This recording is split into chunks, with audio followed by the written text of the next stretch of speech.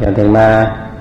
ปีไต้สองเองก็สิไป8มีปีก็สะเองสัมบัก6สิไป6เดือน10ลองไหลมา11วันปีคริสต์2เองไป4เดือนออกตุลาไหลมา9วันจำดีจองพระลอยถึงคำวิ่งบุษย์เขาจะเขาไหลมาปุถุปีปังพระอุณทั้งมนต์สันและเขาดัง15วันว่าจะไหนเละพอกำเสร็จไหนพอหมดสื่อก็เอาฮะไปฮอตราเขาไปทำตรานั้นเขาอันกันส่งนายเมตตาถึงวันนี้สะดวกทั้งสิ่งทั้งหลายหอมเงินกำหนึ่งก้อนว่าจะไหนซื้อมาทำตราทั้งหมดทั้งสิ่งอ่อนกันหอมมือทำเอาดีๆว่าซ้อมหลังเขาจะปอกนางเงี้ยวก็เขาขึ้นหอมกันส่งเมตตาซ้อมกันกว่า3 ปองเมตตาไว้วางกุคนนางให้กังละตังเป็นเมตตาไว้วางกุคนนางให้กังละตังเป็นเมตตาไว้วางกุคนนางให้กังละตังเป็นเมตตาไว้วางกุคนนางให้กังละตังเป็นเมตตาใส่เฮาหอมหอมเบาให้เศร้าละผีขินเมตตาใส่เฮาหอมหอมเบาให้เศร้าละผีขินเมตตาใส่เฮาหอมหอมเบาให้เศร้าละผีขินเมตตาใส่เฮาหอมหอมเบาให้เศร้าละผีขินสัตวาดังเสือให้มนต์เสือตันเดจินกัดเย็นสัตวาดังเสือให้มนต์เสือตันเดจินกัดเย็นสัตวาดังเสือให้มนต์เสือตันเดจินกัดเย็นสัตวาดังเสือให้มนต์เสือตันเดจินกัดเย็นสัตวาดังเสือให้มนต์เสือตันเดจินกัดเย็นสัตวาดังเสือให้มนต์เสือตันเดจินกัดเย็นสัตวาดังเสือให้มนต์เสือตันเดจินกัดเย็นสัตวาดังเสือให้มนต์เสือ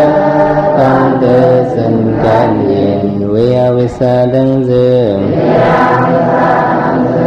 ให้มนต์เสือ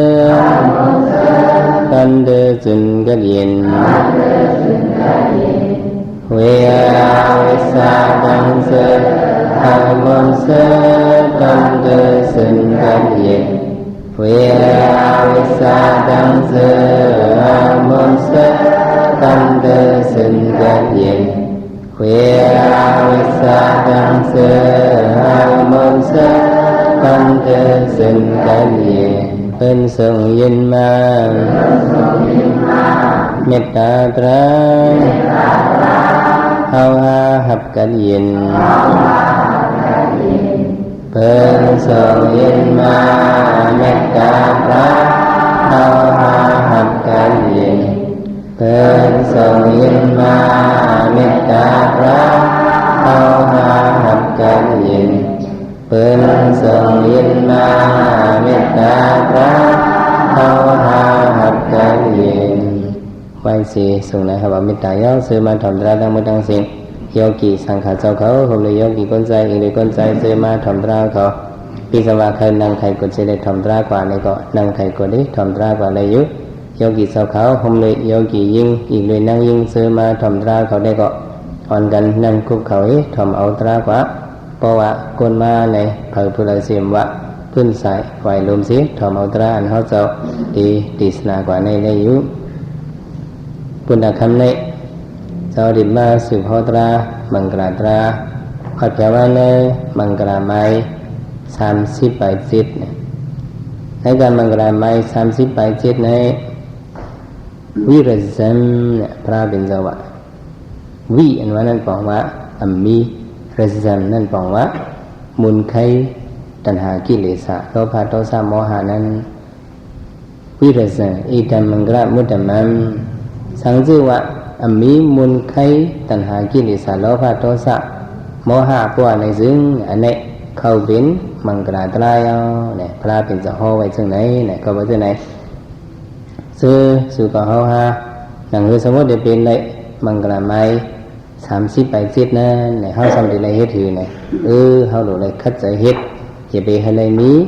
raga dosa moha chỉ về hai lại mí hàng gốc sang văn mí raga dosa moha buat này dừng anh này khâu bên mangala tala liao này sang văn pra bênจะห่อมาปันnày mangala anh cam bên này cam bên nam nằm มันเป็นปุณดาห่อบันปุณดาภายในเสียเจ้าเขามังซื้อเนี่ยเขาว่าอะไรมันเป็นปุณดาปกุจันตราสูงเนี่ยกุ้ยกะซื้ออันจันตราใบมีนะเนี่ยก็มังกรเนี่ยมันจางไรห้าเนี่ยไรอยู่สองไรอยู่ไรอยู่เขาดูเป็นเพราะว่าผู้ดูสินว่าในสีดาก็มังกรไม้37อันเป็นวิริยะเนี่ยมันกับกายเฮาเนี่ยเฮาไรว่านั่นเขาเป็นคนผู้ดูสินเนี่ยก็หนังหือราคะโทสะโมหะตีกังยันตีมุดลิกิอีมังเนี่ยเขาคัดเจอว่าในสิ่งนี้เขาเป็นลองตั้งมังกรอะไรอยู่จำหนังอันโยกเกี่ยวเขามาคัดเจอเหตุการณ์วิปัสสนาตราในพ่องยามเดียวในเพราะเขามาทัดทินสินด้วยว่าในสิ่งอันนี้เป็นหางเนี่ยเขามาเหตุการณ์วิปัสสนาตรามาเขาอธิษฐาน15 วันนี้มาเหตุการณ์ในเนี่ยจงเจอตาโลภะอยากใช่เมื่อนั้นในเป็นสังในเป็นวิรัสสัมเป็นอังก็วิรัสสัมมีมูลไขติดเจอว่าเนี่ยสังว่ามูลไขติดเจอมีว่าในจังอันนี้เข้าเป็นตั้งฮิตเขาเนี่ยเข้าเป็นตั้งฮิตมีมังกลาตั้งฮิตมีสังก็อันโยกี่เขามาค่ะใจเหตุการณ์ตลาเนี่ยจงซ้ำcầu dương an ma hít cảnh tra này an hơi tô xa cầu giờ này dòng trái dương nắn dạ anh này nó mới cảnh vipassana tra này dân vừa hao khai hành nhận đa la này họ dòng ma hít mình chỉ là bà hao ma khách chạy hít cảnh tra hết hơi mò hà hao giờ này chân nắn tem giờ dòng trái hết dạ cầu với dương này vipassana này non lưới ami raga dosa moha nan pra bin zawa khâu biếnมังกรไม้30 bàiเจเนี่ยซื้อสู่ก็ว่าเขาจำเป็นเหตุให้มันได้เป็นเนี่ยเขาหลุดคัดเจอเหตุการณ์เคยเจอนั่นลิกิอิมังให้มันยันตัวยันเจอเขานั้นเนี่ยก็ว่าจะเนี่ยว่าเขามาเหตุการวิปัสสนาตราเนี่ยนั่นก็มังกร30 bài 8 เปิงในพ้องมือโยกเหี่ยวเขามาเข้ากันตรานั่นเนี่ยมันเข้าไปหมดอ่ะมันเป็นรองมุนแรงมุนใหญ่เหมือนสูงมังกรตราอันว่าไหนเนาะย้อนไปฉะนั้นใจโลภะโทสะโมหะนั้นเนี่ยผู้กะหักมันไปขาดเนี่ยมันตีมีอยู่สองตีมีพอกะหันอันห่างดีๆอันเข้มๆเนี่ยก็ใจใครไหลโลภะราคะเนี่ยผู้กะมันมีอยู่สองมีห้ามมีกะเนี้ยอันเมียนเจอเนี่ยก็จะลำโทสะเนี่ยผู้กะตีมีอยู่สองตีมีมังเมียวมังเริ่มไปหูเลยกูเมียวเนี่ยเจอโมหะเนี่ยก็หูกะเดมีอยู่ไปกะมีวันในเสียดาก็เขาจำเดี๋ยวในเหตุเนี่ยเดี๋ยวเอาสติเกี่ยมซ้อมเดี๋ยวเอาสังเกี่ยมซ้อมสติเกี่ยมซ้อมเพราะเขามีสติเกี่ยมซ้อมเนี่ยโลภะก็อย่าบ้วนเผาโทสะก็อย่าบ้วนเผาโมหะก็อย่าบ้วนเผาราคะโทสะโมหะอย่าบ้วนหนาเผาว่าในจริงอันนี้เขาสั่งเป็นหางเนี่ยสร้างทุกข์พิเข็นสร้างเป็นหางก็เพราะว่าใจเขาแห้งราคะอย่างน่ะโทสะอย่างน่ะโมหะอย่างน่ะเนี่ยสร้างเป็นโยกะในตัวในคิงเนี่ยเป็นมาง่ายๆก็เอามาด้วยที่ในสัตว์กะอันหนึ่งคนเอาคำเมืองหนึ่งเนี่ยมันมีลูกใจ2 ใจลูกใจหลวงลูกใจอ่อนเพราะว่าพอเจ้าหอคำหลวงเสียงกำนอนพี่กว่าย่อเนี่ยการเป็นพ้องเมืองของขุนศึกเขาตั้งบทตั้งสิ่งเนี่ยเอาก็เป็นปีไอหลวงนั่นให้นั่งหอให้จำปุยสวยเมืองว่าจะไหน ปีไอหลงมันว่ากำขลายปันน้องอันเขาอยู่ให้ละต่อได้ก็ดีอยู่ซื่อๆโยๆก็ยาวสัมปันน้องใจมันเฮ็ดขนอคำไปหรอกพอน้องใจมันเป็นขนอคำวันเมืองเนี่ยก็เป็นปีไอมันไปก็อยู่ที่วันเถิดหนอนทีหนึ่งอยู่กันก็ดีเย็นก็ยาวเนี่ยพอไปก็อยู่ที่วันเถิดเนาะเนี่ยซ้ำก็อยู่ที่เฮิรนสักทีก็เฮ็ดการจอยสักทีสักทีก็หูถามว่ามันเป็นคนโยๆเนี่ยเจ้ามันเฮ็ดการพอจอบก็จอบขึ้นมาหูว่ามันเป็นลูกใจขนอคำลูกใจหลงขนอคำเนี่ยสักทีลงในจังหวะจอดีค่ะเนี่ยอย่าไปเฮ็ดการเนาะเนี่ยอยู่เศร้าดีเฮิรนเขาเนี่ยเขาเดี๋ยวก็เฮ็ดเลี้ยงไรเนี่ยเฮ็ดเลี้ยงหาเลี้ยงกล้าเลี้ยงขายเลี้ยงกว่าตั้งเลยก็ในเมืองเขานั้นทำกิบขอนที่ดีกว่าสักทีลงจังหวะเจ้าปีเนี่ยมึงเอาไหนเนี่ยก็ขายบนดักเขาเนี่ยมันหยาบเนี่ยเขาว่าจะไหนเจ้าเฮ็ดลิเกปองเขาบันก็เป็นน้องใจเจ้าดำดีวันเท่าไหนอย่าไปให้เลยกิบขอนเนี่ยวะให้รอดขอนสิกันเนี่ยมันก็แต้มลิเกต่างกว่าน้องใจมันก็วันขอวันให้รอดขอนแน่เนี่ยพอเห็นแล้วเนาะเนี่ยสักทีเนี่ยก็ทางกล้าขายวันกันมาดูหันลุ่มละขอบเจอหรือขุนใจก็เป็นปีไอเนี่ยขอบเจอหรือมาไหนมีสังก็มากลมกลมน้อมแต่มันนับยำนับถือมาเนาะเนี่ยเห็นนะวันหิมหอมเท่านั้นก็สมาจูมันมากลมกลมน้อมจูมันเนี่ยดึกตาวันในสมัยวันเนี่ยมันเฮ็ดปันดีขยโยเนี่ยมาต้องปั่นมันเนี่ยคุบกลมน้อมต่ำมันเนี่ยหยุ่มยำมันเนี่ยนับยำมันเนี่ยใจมันย้อนปั่นมันก็ย้อนปั่นก็ไม่เห็นนั่นย้อนปั่นวันนี่น้ำมันได้ดีแก่เผาก็มาปั่นมันโคผักโคตอนเห็นนะเอาโคผักโคตอนมาปั่นมันมากันตอมันนับยำมันไวสามันไว้มันเหมือนเจ้าหนังขุนไปเลยก้อนนั่นก็มันก็เจอมันกีมากำเอาที่จิ้มขุนป่วยขุนน้อยนั่นเจอไล่อ่ะนี่จ้องว่าเป็นก้นดวงมันเข้มไม่หลงในวันนี้จังหวะนั้นน่ะก็เลยคืนนึกตังผมเคยล่วงออกนะก็เหมือนนะจ้างไม่หลงในจิ้มมือเขาติดจะปอติดจะสิ่งนั้นพอจะขอคำติดจะนอนพีนั่นเป็นอัดปันกองลงเมื่อในกำเอาหลวงพ่อก็เคยขึ้นเอานั่นดูเอาก็ไม่หอมเฮียงซึกมันเนี่ยก็ไม่กวนคาวันกวนเมืองอันอยู่ไผ่มันก็เป็นเจอมันเนี่ยหากองหาหนาเพหาเครื่องหลักตั้งยี่เบขี่ซึกขึ้นมาเนี่ยย้อนปือหังเนี่ยย้อนปือใส่ล้อผ้าย้อนปือใส่หังใส่ล้อผ้าในพวกมันใหญ่มากเนี่ยเนาะเนี่ยปีน้องกันก็หูจักกันยาพี่น้องกันก็จังหูจักกันเนาะหูจักกันเนาะมัดกันเป็นบีมัดกันเป็นน้องมัดกันเป็นเขียนเนาะในมันมีมังกรากันมันจือวิรสันมังกรานั่นขี่เสื้อแดงที่มาตึกน้องมันมาปืนเข่าที่อับเมืองที่ขันตึกเสื้อเนี่ยมาตุกตั้งน้องมันเนี่ยมาตุกย้อนน้องมันมาตัวเป็นขุนเมืองแล้วเนี่ยเผื่อตัวสำเป็นปีไอหลงมันวะปีไอหลงเนี่ย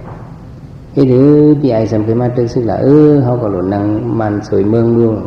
ตัวกินเมืองนั่นน่ะเนี่ยสังวาฮัตตึกกันเนี่ยปืนเขาที่ห่างห้ายวะนี่เพราะพี่น้องเนี่ยกันตึกกันในปืนห่างห้ายพี่น้องเนี่ยกันตึกกันในปืนเป็นสังก็ปืนห่างห้ายเขาหน่อมใครเป็นน่ะก็แม่เลี้ยวก็เป็นเจ้าเปียว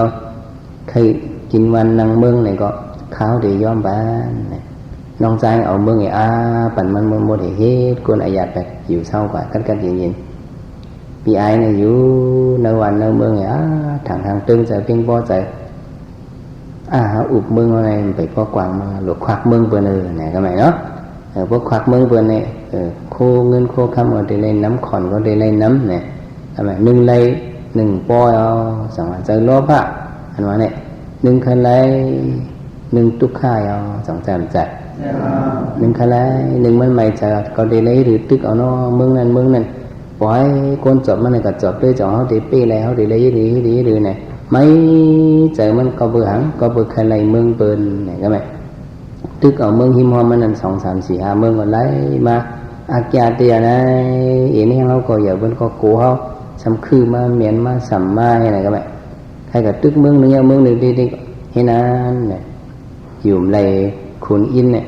ปหลังมันไหมย้อนเปิดหางเนี่ยด้วยมาเมืองกุนย้อนเปิดขุนโลภะอย่าก็ได้กันสอนกี่มันก่อนกว่ากับปันปิญญามันก่อนไว้นั่นขุนอินเนี่ยพาเฮ็ดกูเนี่ยลงมาคาจามาอยู่เกินกินจำคนอคำตรงไงเจ้าเนี่ยเขาเนี่ยเป็นคนกัดแขนก้อนเนี่ยแล้วมันป้อหึงป้อนนั้นเนี่ยเขาจะชิมเอาวันมึง3 มื้อที่มาอับมันเจ้าหน้าเนี่ยเจ้าเป้าไว้เลยวันไหนเป็นมันวะเมื่อวันที่หายเนี่ยเอาว่าเขาเป็นคนกัดลูเนี่ยก็ไม่หายกว่าคนอคำเนี่ยเปิ้ลมองไปด้วยที่ไหลมึงหลายมื้อ3 มื้อเจอมันนั่นกินข้าวอยู่ก็มึง3 มื้อนอนอยู่ก็มึง3 มื้อกว่าอยู่ไปอยู่ก็ตีแล้วเนี่ยมองlại mong này hồi lộnไปแล้วcác mẹ đó khai này xem bên mương là rồi thầm hụt các mẹ mương 3 มื้อnày anh đi ông má bán này hái quả bên lại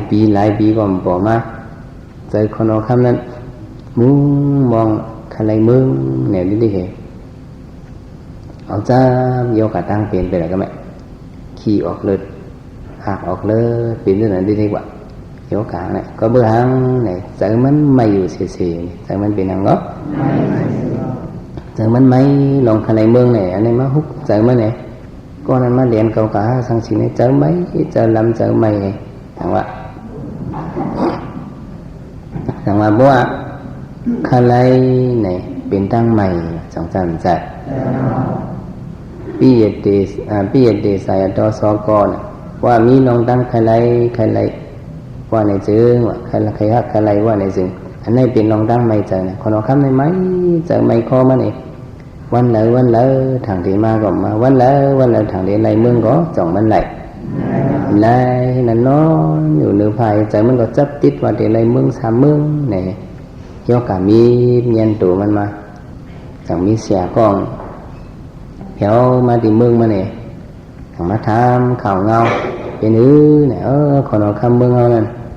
มีกวนกองมาว่าที่มันใครไรเมืองเนี่ยมาหยอกใจมันกว่าใจมันเปลืองกลุ่มน้าวอยู่ริวกุ้ยมอยันก็จังเพิ่นมาที่หอยมาทำด้วยมันเป็นเนี่ยใครไรไม่นานเดียวแน่มอยาก่อนไปหังโยกะเจ้าในคาเดียพันแค้นอยู่โยกะหังเจ้านั่นเป็นโยกะหังเลยเป็นโยกะคาไลโยกะหังก็โยกะคาไลเนี่ยมาตื้อปันอียามันเนี่ยยาปันใส่มันเนี่ยไว้นั่นเนี่ยจังห่อตะลาบันมัน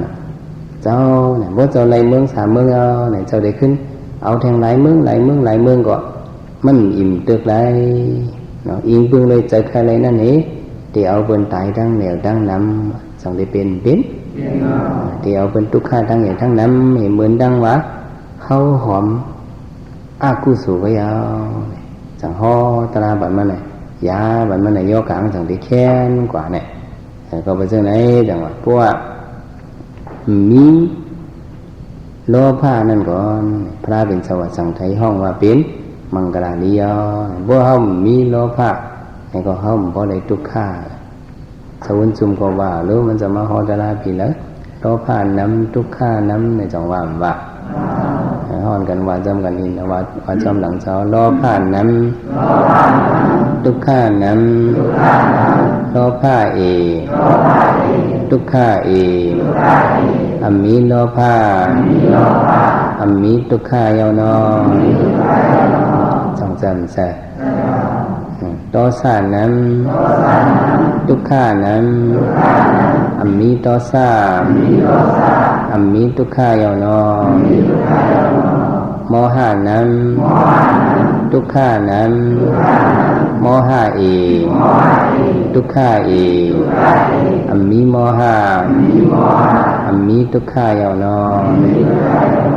สำแทงอันมันจะทำสอนตั้งหักน้ำทุกข้าน้ำอัมมีตั้งหักเอทุกข้าเอ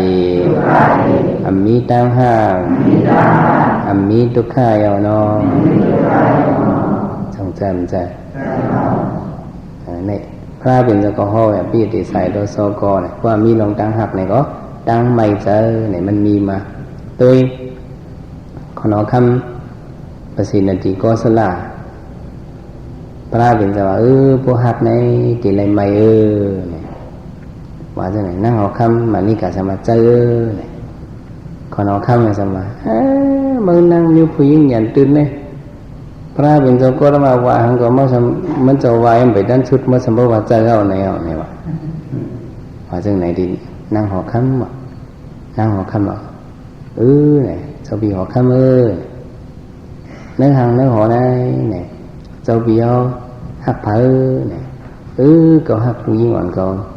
นั่นเนี่ยมันจะมีลูกยิ่งอ่อนก่อนหางนี้ดีหักเปิ่นน่ะบัวเจ้าพี่เอาหักลูกยิ่งคนนั้นเนี่ยหักเตี้ยหักเตี้ยสังวาลูกยิ่ง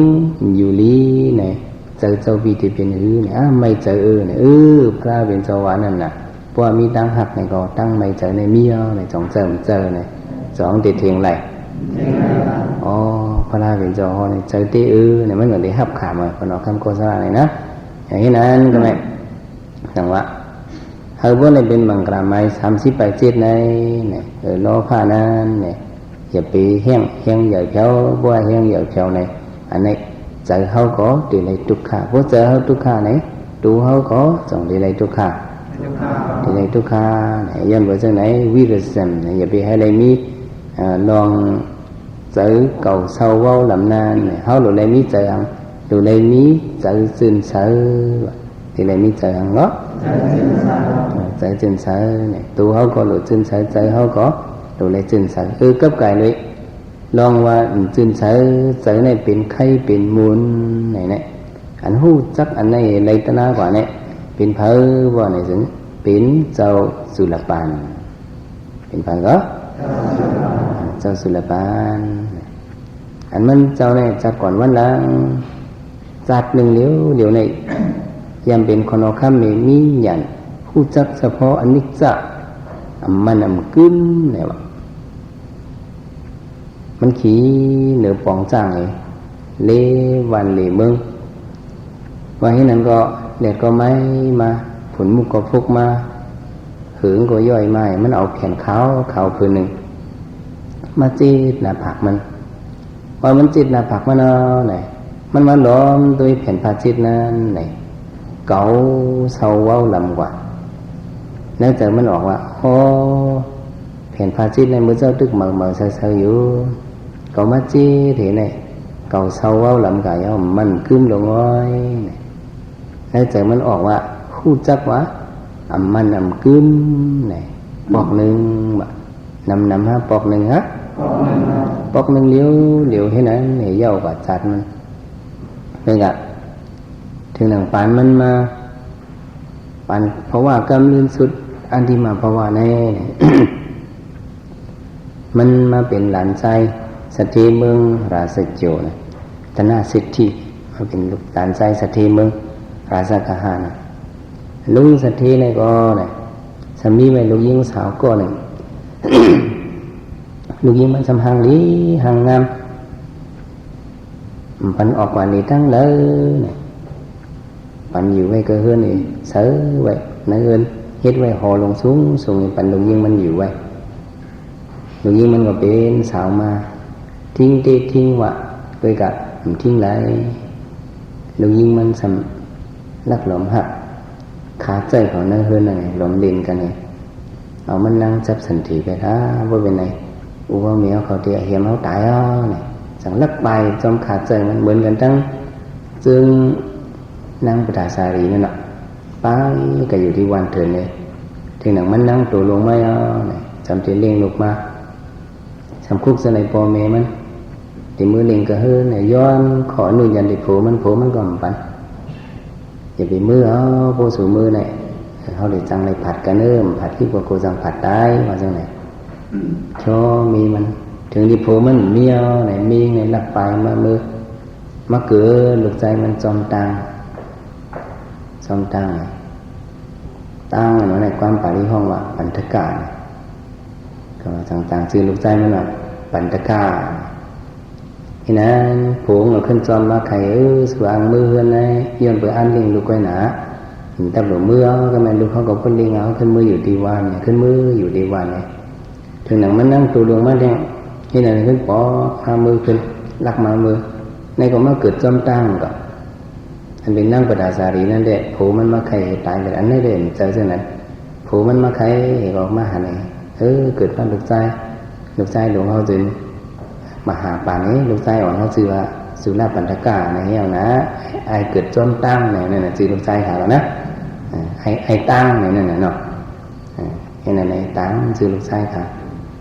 เพราะว่าลูกใจค่ะสองก็อย่างมาเนี่ยลิ้นจอมกันตั้งลูกอ่อนเปิดในเรียนจอมกันเขาได้ทำมีเงินคือประกับพิษเปิดมาเป็นจำวาดีขาสองก็พี่น้องมีเงินคือพี่น้องนะว่าดีค่ะสมถะแม่เขาแม่เขามีปีมีน้องง่ามีพอมีโลกสีก็ไว้หลานะว่าเยอะเนี่ยปู่สูได้เป็นสัตที่ลงมึงอย่าสักจูวันไหนก็อ่อนทั้งมือแล้วเขาเล่นมัดมือจอมอ่อนดังลูกชายไงมือ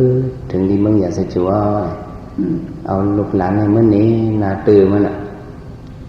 เมื่อเจ้าได้ก็จะลำพวกใครพันตายก็จะว่าหันนาหลานเอาในเท่กับหมู่ปีเนาะนะหายหลายแบบหมดอ่ะนั่นมีจะเมื่อก่อนตัวทางเทียนเลี้ยวหน่อยนะที่นั้นก็เขานั่นว่าเมื่อไหร่ใครสลีหน้าตาเขาก็มาเป็นลูกยิ่งเลยอย่าไปมาอยู่ซ้อมเขาอ่ะ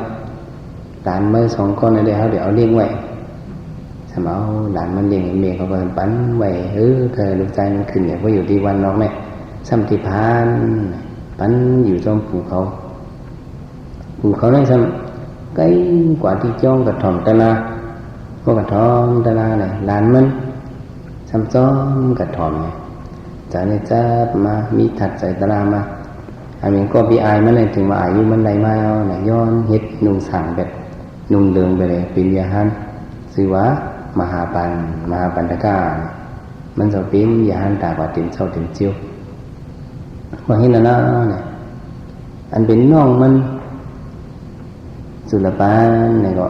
ซ้ำคอยพี่อายมันวะใครนุ่งเดินซึ่งหลังพี่อายมันเนี่ยก็ย้อนปู่เขาก็จะเป็นก้นนับยมพระราตราเหลียวที่เหตุการณ์นี้ในเขาปู่ห้ามปันหลานมันกันนุ่งสุรปานเนี่ยซ้ำยันมันสมดีวะเป็นห้องมันสุรปานยันทึ่งเนี่ยวะเนี่ยวางเจอหรือก็สุรปานยันทึ่งนี่ก็ก้นเอายันทึ่งยันดีเนี่ยก็มันก็มีรองดังมันก็อันหลูมิดหลูผ้าเท่านั้นเนี่ยอันนี้มันเจ็บในภายในเป็นว่ายันพายเนี่ยวะทำไมอันเป็นสุรปานในเฮียงยันมันสัมทึ่งว่าเป็นอะไรกาถาโหนึงเกียงนึงว่าทั้ง3 เดือนผมไล่โหลืมหายันมันทึ่งน่ะนี่นั่นย้อนเปิดสังยันมันสัมทึ่งว่าไหนจัง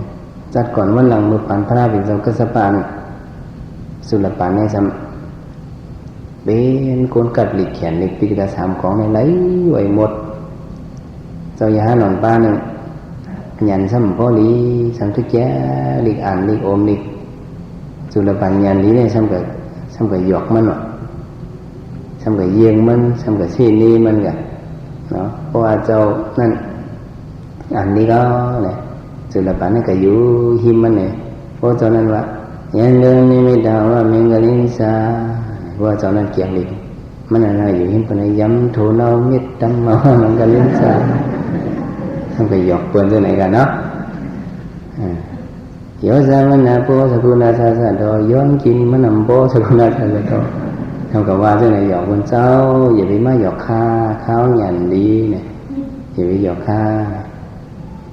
พระพุทธดูสวินากันนะมันก็ยิงไปเลยเย่ตาดิบเป็นติดจิ้วเลยดิกนั่นมันก็เฮ็ดให้เป็นนั่นได้ดีกว่าก็เพราะฉะนั้นวดอันนี้ซ้อมตอบเลยถึงมาจัดกำลื้นเนี่ยสุรปานเนี่ย เอาเป็นสุลปันยันทึ่งนั่นเด้อเนี่ยเป็นสุลปันหังก็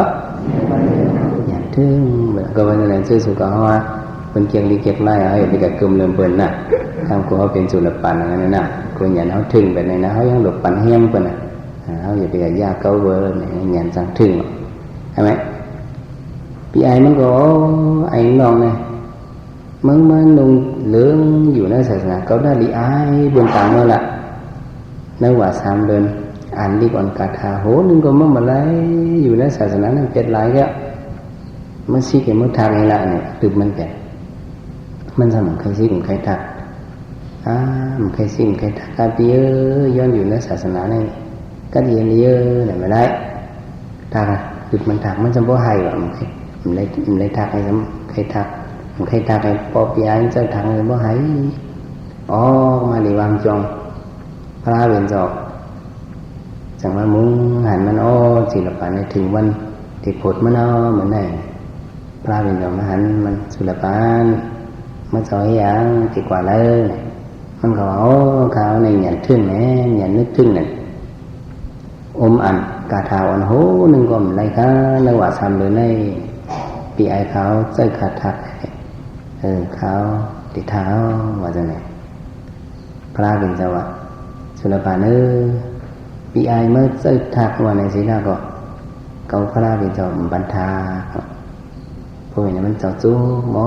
ดีใครจู้ใครข้าก็มันใครทักมันก็ข้าที่นั่นเนี่ยพระเป็นเจ้าตุ้ยกว่าจัดก่อนวันหลังมันยำในนี้ไว้ซื้อพันซื้อหือเนี่ยมือมันเป็นคนเอาคำขี่เนื้อปองจังนะมันเอาแขนเจ็ดอ่อนเจ็ดหือเจ็ดใครมาเนี่ยนั่นหยันมันหันมาเห็นเจ็ดอันนี้มันขึ้นลงในเป็นไข่นุกโกกึกอิงกันกว่ายาวพระเป็นเจ้าหันถึงว่ามันมีหยันอันนี้อันหนึ่งพระเป็นเจ้าสั่งว่าเอาอธิษฐานในปันมันมาเอาแผ่นในกับด้วยกรรมฐานมากันดูนี่เดียวสุสิเดียวนั่นซุบมาเมื่อที่ไรใส่ว่าระซอร์นะเป็นมูลเป็นพองเป็นมูลเป็นพองเป็นมูลเป็นไข่เมื่อวานเจ้าไหนดิกาเนี่ยมันก็ท้องเอากำพร้าเป็นเจ้าไอ้กอยู่ไว้ตีงกับปอดนู่นนี่ทุทิศแผ่นเผือกมันนั่นดีกว่า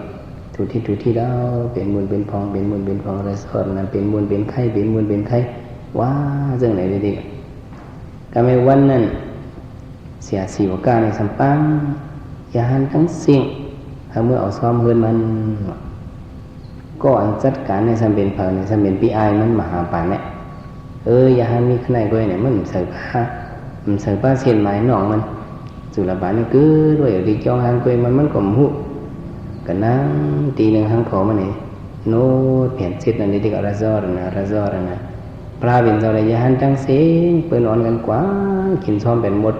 กึศมันเสาปลาเหลียวอยู่ไว้ดีจ้องไงนู่นนี่ถูทิศเปลี่ยนเจ็ดมันหนูดีๆคำหนังพระเป็นเจ้ามันถึงนั้นว่าตุ้ยขึ้นแผ่นมันมือพระเป็นเจ้าปั้นเด็กmởเสาไว้เป็นไว้ก็mởเสาไว้เผื่อมาเนี่ยมือมันเอากูไข่กูมือกูอึกดีเนี่ยเนี่ยยี่กว่าเนี่ยแผ่นเนี่ยจองเก่ามาเก่าให้มุนว่าไข่ว่าจะเนี่ยจับไว้อย่างจับไว้ก็มุนว่าไข่จะไว้มันมาล้อมตัวแผ่นนั่นเนี่ยมือพระเป็นเจ้าปั้นเก่านั่นเด็กขาวเสือลงเลยมือพระเป็นเจ้าปั้นมันนั้นจองขาวจืนเสือเผื่อว่าเก่ามันนู่นนี่เห็นยามือเก่าเนี่ยแผ่นนั้นในเก่าเศร้าก่อยลงได้แผ่นในย้อนเบอร์สังซ้ำเก่าเศร้าว่ามองกว่าเป็นมูลเป็นไข่กว่าเนี่ยย้อนเบอร์มือเก่าย้อนเบอร์สังก็มันหันหาลองตั้งมันน่ะไอ้โจเหตุผลมันหาย้อนเบอร์สังแผ่นในซ้ำเก่ากว่าเกิดกว่าเนี่ยย้อนเบอร์มือเก่าในรู้ซ้ำเป็นหางเป็นมูลเป็นไข่มือมันนั่นเป็นสังไว้เป็นมูลเป็นไข่ไว้ลงได้มันถึงวนถึงจังไหนพระเป็นเจ้าอยู่ที่เฮิรนสีกายโดยหันมาสุดปันมันมีหยันหันเป็นรู้ไหมพ พระเป็นเราปล่อยเงาเลี้ยงไงมาห่อบันมันราโกรโซนาสาปนะรีนุวสติวะสุรปานนี่อันเมื่อวานมูลไข่อันจับติเพียนนั่นเนี่ยเปิ้นที่ห้องว่ามูลไข่เนี่ยเจอราโกเนี่ยอันเป็นราก้านั่นก็เนี่ยเนาะมูลราก้าราโกรโซเนี่ยมูลราก้ามูลสังเนาะราก้าในคำว่าเป็นโลภะก็มูลราก้านั้นเขาพระเป็นเจ้าห้องว่าเป็นไข่เนี่ยอันไหนมีกันเลยไหนมีเนื้อเสือเฮามีเนื้ออะไรก็เลือดสีนั่นว่ะโตโซรโซมุนโตซามุนทางแดงก็โมโหรโซ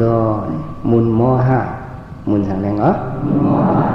มุนรากาเฮโตซาเฮโมหะเฮเนี่ยมีกันเลยไหนมีเนื้อเสือเฮามีกันเลยก็มีเนื้อเสือเฮาหลุดในปากเป็ดมุนซะเลยสุดละป่านเนี่ยเจอมันปากเป็ดมุน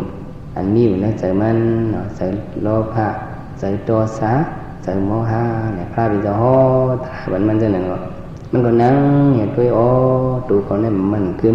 เจอเขาในเป็นมันมีไว้โลภะโทสะโมหะราคะโทสะโมหะเนี่ยเขาหลุดในปากแพ้เนี่ยมันป้องใจไว้ดังหนังดังถ่อมตะละพระบิดาเองมันเป็นยานตาของกันเดียวlấy tà la thu vậy mình có buồn tuy tà la thu này thường thì họ đi phải mình có tụi mình này nắng tà la mình lấy cái chín son của mình mày sợ yếu trong phủ chăn giả mình lòng sơ giả tà la mình yếu trong cái này cắt cái diện thường đi vậy sĩ vô ca mắc ca so này pra bên sau bạn sĩ vô caตีจ้องกึศยาหันแทงป้าหนึ่งตีจ้องมันกึศไว้เผยเหรอกึศไว้ยาหันป้าหนึ่งอันเป็นเสาสุรปันนั่นกับปางไม้แหละสุรปันก็มันก็ไล่ตลาดทุกข์มันก็ไล่ตั้งคู่มันก็เตรียมทวนหมดอะไรไหมวันหลังมันก็ปีไปแล้วนี่อันมันเลยกับว่าที่เป็นอันเป็นว่าลีเกมันกับเกือเป็นเท่านั้นนะอันเป็นว่ายันทุนนิมิตทำมันกับว่ายันทุนเอามิตรทำเท่านั้นปีเป็นหมดอะไรไหมก็เบื่อหังในตลาในเอาปีอีสังเอาปีแบบอากุศลมันจะนั่นในตลาในเอาเฮ็ดอาโหสิกรรมแบบเอาหมอแบบหมดเลยวนมันในปีไปหยันมันก็แจ้งมาปีกระซามของก็หู้เป็นหมดหรอกกันไหมแต่ว่าเขาเฮ็ดการวิปัสสนาตลาการวิปัสสนาตลาอันนี้อันนี้มันเป็นการสั่งเลยการกีวดกีตามการสั่งเหรอมันเกเป็นโมละพอเอาความเสาปีดังคาราเขาว่าได้การเหยียดยาล้งวะเนี่ยการสังก็เหยียดยาล้งวะเนี่ยการกู้สู่ยาเสียได้มีสังได้มีพอได้มากับซื้อมิ้วนั่นหมอกอาสาซีนำอาสาซีไพอาสาซีอะไรมันขึ้นเอาหนังการตลาดด้วยจองย่อขี้เอาเขายุ่มมีปอบหนึ่งเจ้ากะลีจอมพลายมีตีลือเฮือเจ้าก็ขาโกนมาที่กันนั่งกันเลยกันนั่งทางที่สั่งถูกเจ้ากันนั่งแล้วเสียงโกนอันห่อปิดต่างมันนี่กันนั่งก็ไม่ได้ว่าที่ตุ้ยปิดทางห้าเจ้าก็เฮือเนี่ยเจ้ากับใส่ตุ้ยกันเลยวันเกิดวันไหนมันก็ไม้มันห่อกันเจ้าเนี่ยอันดีร้อนมันหลุดใจเฮ็ดเดียวเฉยมันหลุดไรเงินน่ะเนาะถ้าว่าเฮ็ดไหนเจ้าหลุดเฮ็ดไหนหลุดเต้นข้างในมีเกี่ยวข้างในมีกิ้งข้างในมาสอนนับนี้เจ้าว่าแมวเฮ็ดเนี่ยนะเจ้าว่าที่มันแมวไรเจ้านี่จะเป็นว่าช่างตายกว่าเนื้อว่าจังไหนวะนะแมวเนี่ยอย่าเดี๋ยวเขาเข้มนิดนึงก่อนเนื้อเจ้าจังไหนบัดมันเจ้าให้ยังน่ะแล้วนั่งการกรรมฐานน่ะวิปัสสนาเนี่ยนั่งการวิปัสสนาพอเฮ็ดวิปัสสนาได้ลีมุดมันตักเฉียออกมาจังไหนนะนี่เจ้าไปดังก็ว่าเขามาด้วยสุรบาลเนี่ยวันหลังมันเอาหยันมันถึงอยู่นั่นเนี่ยเผื่อว่ามันว่าเหตุการณ์ตลาดถึงดียอดฮอตที่ใบกว่าเนี่ยวนมันนั่นปีกว่าลูก2 ปี5 ปีย้อนเพราะฉะนั้นการวิปัสสนาตลาดเนี่ยเป็นการอันเกบุตรเกตามเนาะมันแห้งมันนี่เยอะแต่ในแห้งมักกุศลผูกุศลใน กรรมวันหลังเขาเฮ็ดมานะอันนั้นมันจะก็สัมสละแต่ที่เอาตุกงาไล่กับเป็นตริสังปิตตาอสุรเกะเนาะที่ได้กัดขาบันเบิ้นถือข้อเต็บปัดจนนั้นมีไว้ตั้งใหญ่ตั้งนำการติดตายฮุกตายจ้าตายฮุกตายให้เลยมีตั้งนำอ่านบ่มอะไรนั่นนะว่ามาเฮ็ดการวิปัสสนาตราเนี่ยมากุศลผูกุศลนั้นบ่มาเต็บแปรไหนกรรมอันริมลักแต่ได้ปัญหาสังขารยาวลงจนนั้นเนี่ยมันเต็บเป็ดมดๆเนี่ยจังว่าแห้งวิปัสสนาเนี่ยแห้งเหยาเสียบนยาวมากุศลเนี่ยแห้งเหยาเสียบนยาวจงใจอ่ะใจอ่ะก็เพราะฉะนั้นโยคีเขาเนี่ยเหยียดเขาเหยียดพระวิญญาณอันดีเสียบนเนี่ยเป็นการอันเลิศในจงปาหูเป็นการอันเลิศการวิปัสสนาในโยคีเขาจะมาว่าการวิปัสสนาเนี่ยเพราะว่าเขาอยู่ย้ำเตะว่าเนี่ยเขาขึ้นขึ้นตัวเขาขึ้นสั่งเหรอขึ้นตัวเขาจอมตลาเพ่นว่าจอมตลาเพ่นเนี่ยการเขากูสัมกูเปิงก็มันสั่งถูกจอมกันหมดอ่ะบางมิ้วเขาลืมกว่าเนี่ยก็อันลืมนั่นเขาเป็นคนนี้การท่าเนี่ยอันเขาลืมกว่านั่นเนี่ยยังก็เป็นอันเลียเนาะอย่างว่าตลาเนี่ยพอยุ่มก็มันย่ำพอยุ่มอย่างเดียวย่ำพอมยุ่มเด็ยาเขาหลงไว้เจอนักนายุ่มไม่ฮิจอมตลาดีๆว่าไหนจังการเขาฮิตสังก็มันสั่งถูกเป็นปางกุมิวส่วนไหนเขาหมดเจอวิปัสสนาเนี่ยมีหมอยาลงที่อเมริกันก็เป็นนิโคลมาเขาการตราดิเมืองมันที่อุปาขินเขาเนี่ยมันก็หู้จักเฉพาะเป็นดุยมันขึ้นมือกว่าเสียลงสมาธิมันไว้การตราในวิปัสสนาเนี่ยมันหมดเจอหือก็มันเจออะไรกูมิ้วเอาพรหลีมันในใหญ่แน่มันก็เมาเสียใจเห็นอันในมือขึ้นมืออยู่เมืองมันเนี่ยมีวันหนึ่งลูกยิงมันสำหนาวลูกยิงหวานมันหนาวมันก็เป็นวอยางก็ทัดใจยาเหมือนเคียนลมหนาวลูกยิงมันถึงมาปักปลาย4ปักปลาย5น่ะลูกอ่อนให้ตาปุ๊บตั้งตาปุ๊บเหลือกปุ๊บเผิกนะว่าออกวนปวกกับส้มเนี่ยมันก็ว่าลูกยิงอ่อนก็เนี่ยtìm đây óมันก็จังthìมันก็ว่าโอ้สาลงเอาสั่งไว้ว่าการวิปัสสนาตราเนี่ยเจ้าเลยกุฏิว่าเมื่อเขาได้เจ้าด้วยเนี่ยมันตึงกลุ่มพระตราสังขารเสียสมัยพอบอกลูกยิงมาไว้ในตักมันให้อย่างมันนั่งตะลาแบบเอาลูกยิงมาเสือในตักมันไหนนั่งตะลาอยากตะลาเฉพาะเป็นดูด้วยสารเป็นวิญญาณในตัวมันไหนเสือไว้เห็นนะแต่มีหมอกเศร้ามันอีกกันไหนลูกยิงมันอันเนื้อเหลือดเนื้อไหมนั่นเนื้อครึ่งกลางเย็นไหวมึนตามาย้อนกินนำเนี่ยมันก็ว่าโอ้ตะลาในพรดีมันเยอะตีลงได้เนี่ยเจ้าอะไรกุมโยเจ้าอะไรจะเห็นหรอเจ้าอะไรกุมโยก็อย่าไปกับเจ้าที่3ตัวเอากันเนาะทำจะชุกข้ามาเจ้าอะไรกุมโยนะเพราะไก่เฮ็ดจนนั้นก็เป็นไส้2ลุ่มเมียวเขาหลุดเฮ็ดซื่อๆโยว่ามันซื่อโยทำตรงนี้ไรได้ตะล่านั้นเป็นมิวสื่อมิวงอกเงียบนั่นไหลเลยนะแล้วหลุดเจอสื่ออยู่เขากล้าขายในก็เฮ็ดการวิปัสสนาเขาเปิดเสียงเปิดการเขาในก็มันใครดีในก็เขาเอากุศลมากุศลกุศลมันเข้มแบบสุดปานในไหนก็อวดมันปีก็หมดปีกา3กองก็มันหู้ไปเลยพุ่งดันโคก็เยอะมีมาจับจอมอรธรรมอรราภูภายหลังมันเป็นมาปฏิสัมพิตาปัตตาเนี่ยติ้มทวนไปหมดมันก็อยู่ดีจ้องไอ้ตัวกว่าที่พระเป็นเจ้าอะไรพี่อายมันซุ่มซ้อมมีอยู่ดีเฮิรนเฉียดสิวก้านั่นมันก็ตัวพระเป็นเจ้าจะเข้ามาปังเก่าในมันหัวนะทำไมก่อนปังมันก็มาติดจองคือด้วยอย่าหันไหลปะปลาเหลียวจุลปันนี้ตันโคมันผ่านเห็นว่าอย่าหันเห็นปลากำพองก็เย็บสังกันกำพองก็ซักสังกันกำพองก็ปัดยิ้วกำพองก็นั่งตะลากำพองก็ไปสร้างเช่นกำพองก็จุกเหวตะลายกำพองก็วาลิกคนก็มาด้วยติดจอง เขาว่ายานขึ้นปางเลยมีเป็นหิงไหนวะขึ้นแอนหลงมือวะกระดาษเสียสิว่าเสียยานขึ้นปางเลยมันจะมีเป็นหิงเนี่ยก็เนี่ยยานมีเป็นหิงเลยครับว่าเนี่ยกับปังเจ้าสุรปันนั่นเลยพระเป็นเจ้าว่าจังไหนก็ไม่ก่อนเนี่ยคนใจว่าเนี่ยขึ้นแอนก่อนที่จองกระดุยเขามาปังเจ้าสุรปันข้าเนี่ยมาปังใครก็มาปังเจ้าสุรปันข้าก็ไม่สุรปันสัมพันธ์เฮ็ดตูเหมือนกันเป็นมดเป็นสุรปันเป็นตั้งเฮงก็ไม่ก็ในก็ว่าเขาเป็นสุรปัน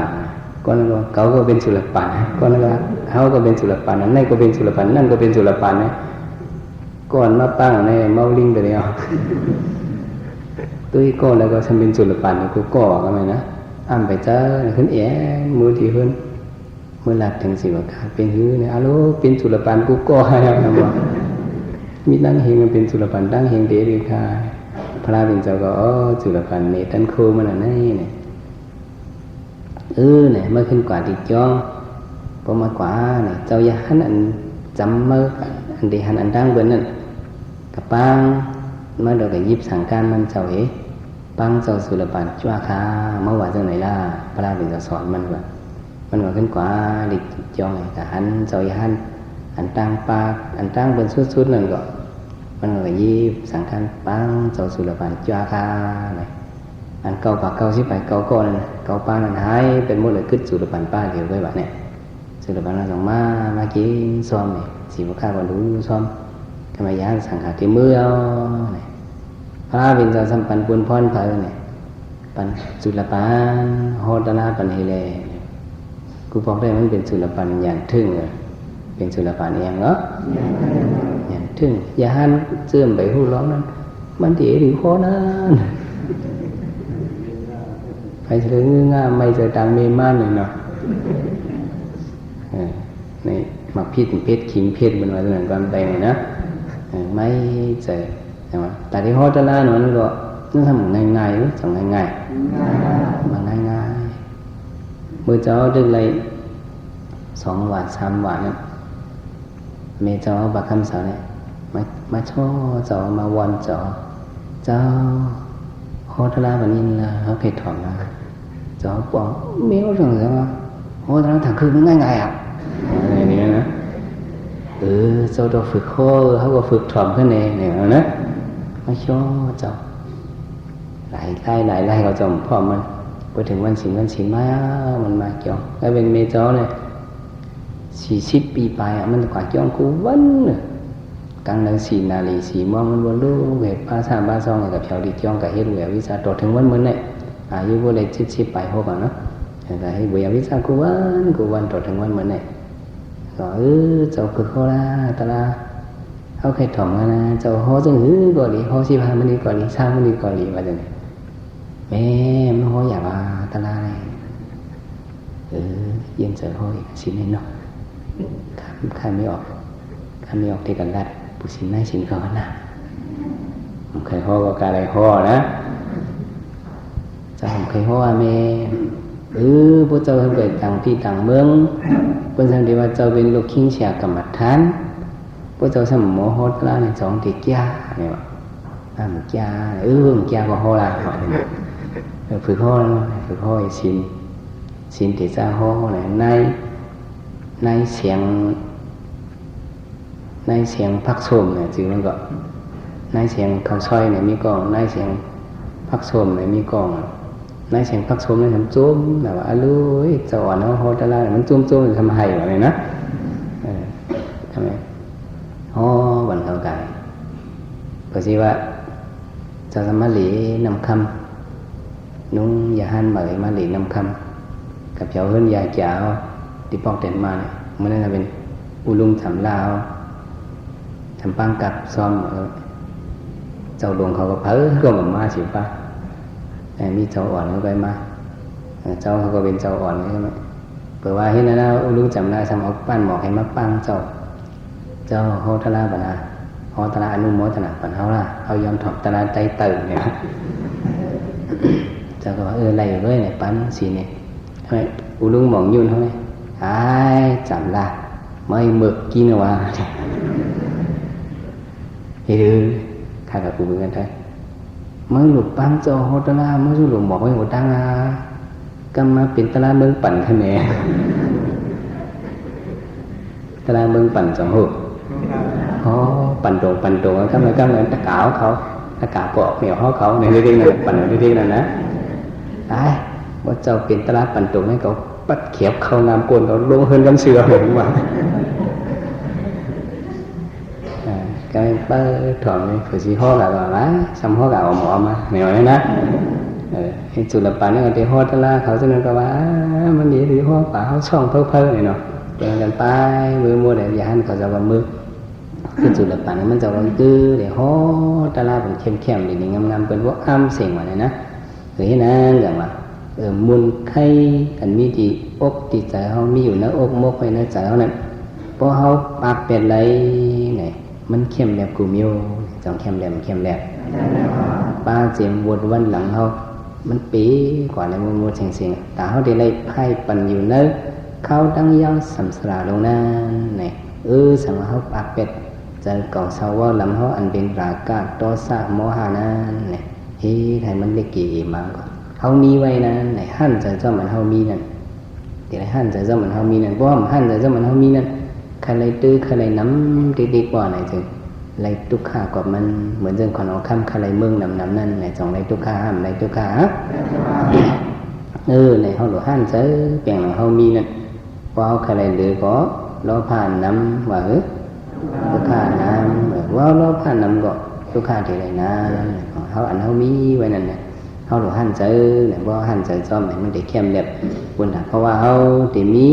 มังกรไม้37อันว่าวิริสันมีมูลไข่เจอนั่นเนี่ยเจอเขาก็เลยก็เลยเย็นว่าเขาใครเลยน้ำเนี่ยใครเลยสังสิมวะ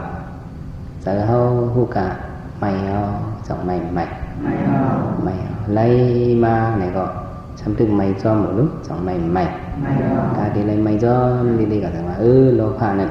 mi đây còn mi hiểu quê cả dịp thì heng đồn buồn thì béo ta đi hay lô pha mi nên đấy thì lấy áo mặc ta la phủ ta la tép áoมัน rằng thì lại vào mặc ta la phủ ta la tép tệ nên đểมันพูดขัดเป็นเด็กจู่ๆก็อันไปแก้เลยในเด็กเอาซ้ำทีไรเอาสังตัดมันเอาสังเฮมันห้ามเอาสังเฮมันเอาสังหามมันเนี่ยตีไรเอาสติทีไรเอาสังก็ทีไรเอาสติหามมันว่ามีสติเลยเขาใครไรล้นเลยเขามีเจ้าหนึ่งเขาหลวงหันใจเจ้านั้นเหมือนเรื่องนั่งหอคำมีปีเนี่ยก้อนหนึ่งผู้อำมาตย์เขานั่นสำแขนไผ่ซึกก็แขนไผ่การเมืองก็แขนก็กับวันหนึ่งมันทำกันย่าหันนั่งหอคำเองมันทำไม่หลอมดักจุดนั่งหอคำไปหรอกก็เห็นนะใจมันหนึ่งดีจะเอาใครnàoกินวันนั่นรับไปแล้วใจมันในกระจับนั่งหอคำลงกระจับไปก็หันนี่ก็คนหอคำนี่ก็ทำเป็นคนมีปัญญาสำล้อมหัวอย่างนี้อามาเขาก็ในฟังเมืองเอาดีงามสำนอนจีพาจีแผ่นเป็นไงเฮ็ดให้ก็มันจะจับสู่นางเอาขอน้องคำสังวาสในกันนั้นบ่เป็นไหนเฮาได้เลยดีละสุกะซอนมันปัญญามันนี่แหละนางเอาคำกว่าเฮ็ดอียากว่า3 วันเฮ็ดอย่างก่อนเหรอยา3 วันวันหนึ่งเนี่ยใส่เนื้อไหมใส่เนื้อวันนั้นก็วันหนึ่งใส่วันเงินเที่ยงวันหนึ่งใส่วันคำยาเด้เหมือนกันด้วยจังจ้ะทำไมนั่งหอคำกันในปีหยามันเอายานั่งใส่ในวันไม่กับตึกบันอามานั่งกินเป็นหือยาเนี่ยขมหวานนอกขมหวานนอกไว้ขมหวานก๊อกไว้คือหน่อใส่ในวันนี้นี่กันเองเป็นหิวว่าขมหวานก๊อกไว้ขึ้นใส่ในวันค่ำไปกินรู้ยาเนี่ยเป็นหิวเนี่ยขมหวานก๊อกไว้มันขมหวานก๊อกเหมือนกันเอาว่าจะไหนนะวันใหม่ก็เอาวันเงินก็เอาวันค่ำก็เอาแต่ว่าเขาหลุดหูแต่ว่ามันเป็น yêu liều với anh hậu lấy với nó han chơi khuấy và giờ này cả giờ bị chơi chấp hoàn khăm năng họ khăm này thì và giờ này cả năng họ khăm bên bình nhãn này nè này cùng này mà thâu mi vậy hoàn mây này có kín này hoàn mây này có mình có ỉm yếu này cả nó đấy này chẳng là giờ bị lỗ phai giờ vô lỗ phai giờ này chơi hậu lấy trục kha trong này trục kha virus này chơi muôn cả đó sa mô hà nên này giờ bị hay lấy mi hậu lụi lấy bạc bèพวกมันมีมาเขาแบบปังในเต้ก็เขาหรือเอาสติห้ามจับมันไว้โดยสังเป็นไรในได้ก็เอาหยันตะละหยันวิปัสสนาในยับกันกำเดียวทีนี้เอาหยันสังยับหยันวิปัสสนายับย่าด้วยใจเขาเนี่ยอ๋อในเป็นใจโลภะออกมาแล้วเนี่ยยักใจโลภะนั่นเลยดิใจโตซาออกมาแล้วก็ย่าใจโตซานั้นโหใจเขาวุฒิพันไหนยับหรือก่อนใจอ่อนก้อนนึงมาถอนดาราจอดีเมืองในมันจะล้ำวันหนึ่งอ่ะจะล้ำหัวใจเลยตัวมันปึ๊กมันกระเหี่ยมเหลียวเป็นมุ้งๆว่ะอันมันพิษไว้ด้วยนะจะล้ำมันทำยินถ่อมมันทราจอว่าก้นจะล้ำตัวซาเนี่ยมันเหมือนก้นยิบขี่ดีกับซึ่งเบิร์นมันเหมือนก้นยิบไพ่ดีกับซึ่งเบิร์นเจ้าเก่าที่ไม่อันตั้งเจ้าเก่าที่มีอันตั้งเหมือนลีเสียเจ้าสู้คำไว้ยับไปเลยเนี่ยมันก็จะล้ำบุคคลเดียบมันก็นั่งเบ็ดภายนาเข่งพลายอยากด้วยใจลำมันนั่นวะอ๋อใจลำก็เป็นมาเอาใจลำเป็นมาหัวใจมันตอดตึกอยากเห็นว่าด้วยใจมันตอดถูกดิ้งนั่นวะตอดตึกเนี่ยด้วยอยู่กับมาใจมันแตกไปทั้งยังสมมติหันหมักป้อมแตกหลังวะเว้ยนั่นก็เย้มันกว่าแบบซ่านกว่าทั้งตัวทั้งเข่งมันขึ้นมาต่างตลาคาให้เป็นเนี่ยเจ้าก็ว่าแค่มิวเนี่ยแคมวิริสันในโตซาเขาเป็นมาเขาหรือเอาสติตระยักบันใจโลภะเป็นมาเขาโตซาเป็นมาเขาโมหะเป็นมาเขาหรือสติเหตุปื้อตัวมันอย่าไปกับเหตุมันอย่าไปกับจ้องใจมันสติทิ้งมันกว่าไหนถึงโลภะโตซาเหมือนกันมันกว่ายาวมันดียืดกว่ามันดีห่างกว่ามันดีมังกว่าเล็กกว่าอีกว่าว่าจะไหนถึงอันไหนที่เป็นสังที่เป็นวิริสันที่เป็นมังกรตระเนี่ยก็เพราะฉะนั้นเสือสุกว่ามันเนี่ยเอาสองมาห้อนี้มังกรตระไม้30 ใบเจ็ดเนี่ยอย่าไปให้เลยมีเสริมบนไข่ตัณหากิเลสโลภะโทสะโมหะเนี่ยมันมีมาเนี่ยก็เอาสติวิปัสสนาตระปากเป็นมันดังเป็นมันบ่เนี่ยจึงเสือสุกว่าที่ไหนเป็นมังกรตระเดียวเนี่ยมันกันป่องใส่ให้ล่างเลยใส่เผยใส่มันเนี่ยอะไรเจ้าทุบยาตราทุกันขันไว้สักคำเลยดานอ